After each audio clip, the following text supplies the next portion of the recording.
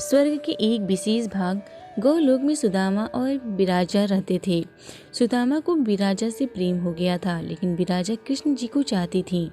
सुदामा को भगवान श्री कृष्ण के भक्त के रूप में जाना जाता है। कृष्ण और सुदामा की मित्रता के किस्से बहुत ही विख्यात हैं, लेकिन सुदामा से जुड़ा एक प्रसंग यह भी है कि उनका वध शिव जी ने किया था। इस बात पर विश्वास करना मुश्किल लगता है, लेकिन इसका उल्लेख पुराणों में भी किया गया है।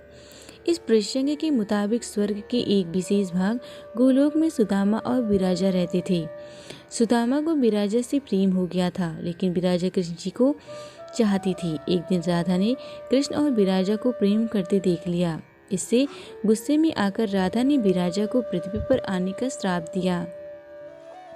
विराजा का जन्म धर्मध्वज की यहाँ तुलसी के रूप में हुआ। राधा ने क्रोध में सुदामा को भी श्राप दिया था। इसके चलते सुदामा का जन्म राक्षस राज दंभ के यहाँ शंखचूड़ के रूप में हुआ।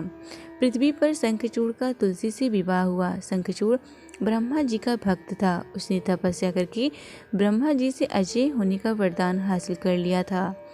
इसके कुछ समय बाद ही शंखचूड़ ने तीनों लोकों पर अपना स्वामित्व स्थापित कर लिया। शंखचूड़ के अत्याचारों से मनुष्यों से लेकर देवता भी परेशान हो उठे।